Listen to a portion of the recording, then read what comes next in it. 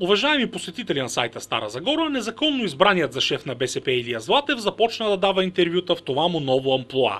Като незаконно избран за шеф на БСП Стара Загора. В това, разбира се, нямаше да има нищо лошо, ако господин Златев навсякъде повтаряше: аз съм незаконно избран, обаче съм избран. Вместо това, по-добре да го видим и чуем, пък после ще коментираме. Първият ни гост днес е Илия Златев, който спечели председателското място на Общинската организация на БСП в Стара Загора след съботното продължение на конференцията на БСП, отчетно-изборната конференция, която трябваше да си довърши работата и да избере председател, ръководни органи и делегати на Конгреса. Добър ден, господин Златев.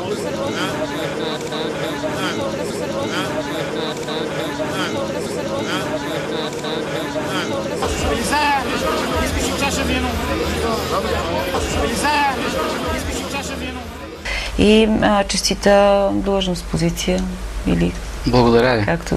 Искам да използвам екрана на вашата телевизия да благодаря и на всички хора, които ми подкрепиха в тази тежка битка за лидерския пост в БСП, продължила повече от 11 месеца, бих казал. Повече от 11 месеца, казвате?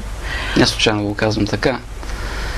Проблемите в БСП и този остър тон, който се наложи на разговор, не са от вчера, не са от днеска, но те особено много се изостриха след прословутата конференция на БСП през месец юни 2011 година, тогава, когато трябваше да се определи кандидата за кмет на община Стара Загора.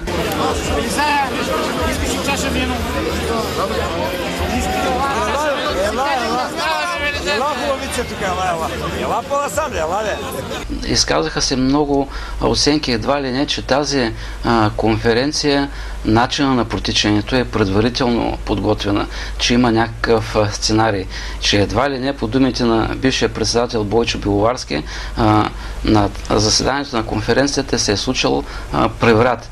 Избраният лидер в мое лице, едва ли не, той е нелегитимен. Аз не вярвам в тези теории на конспирацията. Да. Още.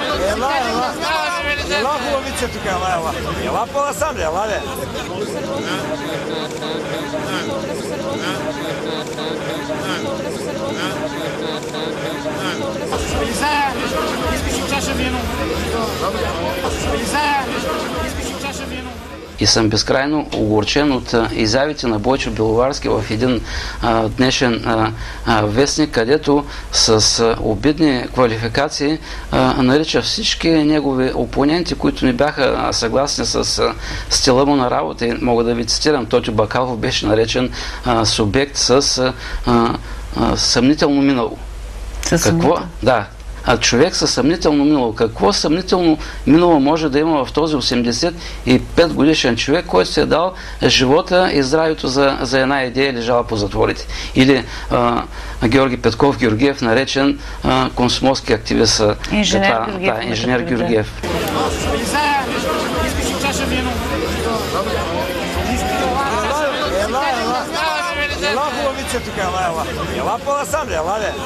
Все пак сме от една партия. Все пак БСП е наследница на БКП. Трябва да се уважават институциите, в които отговорни хора са работили там. Не можеш да му кажеш комсомолски активист. Аз от какво примерно трябва да се срамувам? Или когато винаги наставаше въпроса за опасността от лидерското място на Бойчо Беловарски, на мен непрекъснато ми се развяваше в публичното пространство това, че съм се прекръснал за определен период членство в БСП. Крайно некоректно е и ми се струва, че Бойчо Беловарски можеше да се раздели по един достоен начин с председателството. Това щях да ви питам, това просто проява на лош тон ли е, на недобро възпитание или просто се цели да се работи срещу така заздравяване на атмосферата в БСП?